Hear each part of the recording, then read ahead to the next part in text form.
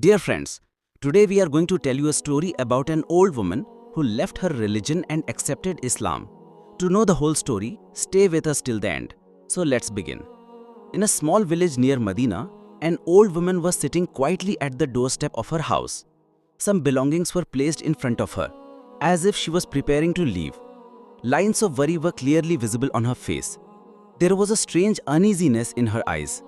She kept looking around, as if she wanted to escape from some fear. Slowly, she stood up, picked up her belongings, and started walking. Her steps were trembling. After walking a short distance, she sat down, exhausted. Breathing heavily, she murmured, "I don't know. What if I come across that man? What if he says something and my heart changes?" Only one name was echoing in her heart: Muhammad. Yes, the same name that makes the soul tremble. The words that go straight to the heart. Once you hear him, it becomes hard to forget. Fear was in her eyes. She thought, "I can't live in this city anymore. I must leave as soon as possible." She stood up and started walking slowly again, but the restlessness was still on her face. She had never met Muhammad, but just hearing his name stirred something deep in her soul. What power was there in that name that if one meets him, their life changes, and even without meeting him, the heart feels touched in the deepest way? Just then, Muhammad happened to be passing by on that same path.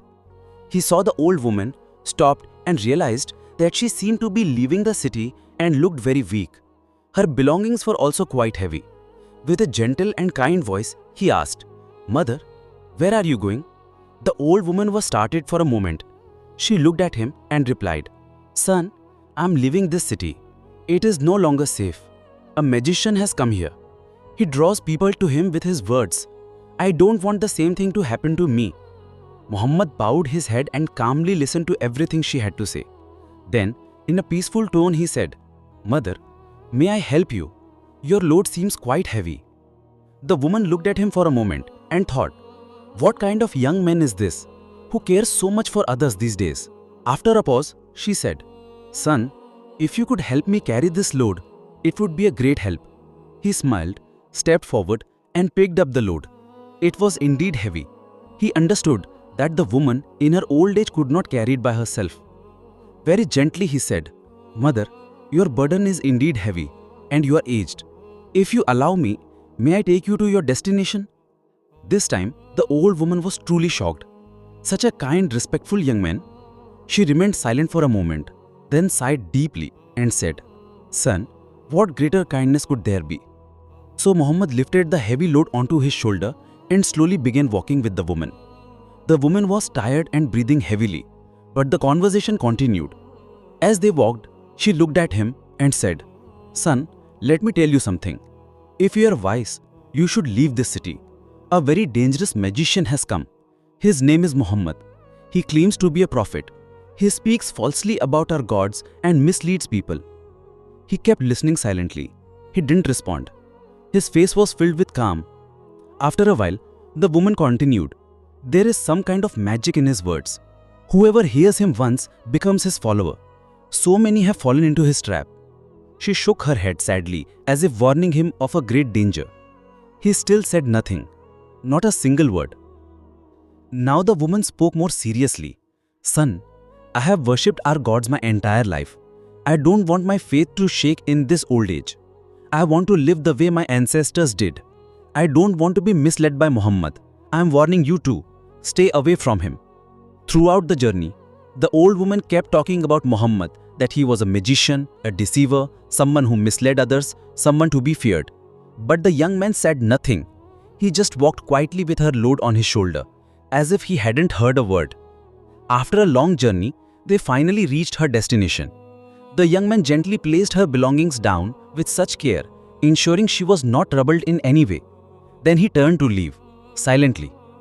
The old woman was stunned. "Son, tell me one thing. Who are you? You never even told me your name. You helped me so much, carried my heavy load. I will tell everyone that I met an angel on the way today." The young man smiled softly and said, "Mother, what will you do with my name? Your work is done, and that's enough." But the woman insisted, "No, son, I want to know.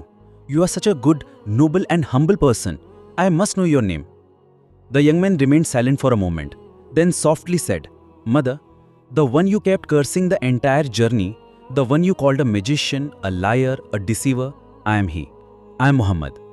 The old woman froze. Her lips trembled. Her eyes widened. Her throat dried up. You are Muhammad? He smiled and nodded. Yes, mother, I am Muhammad. It was as if the world had stopped for her.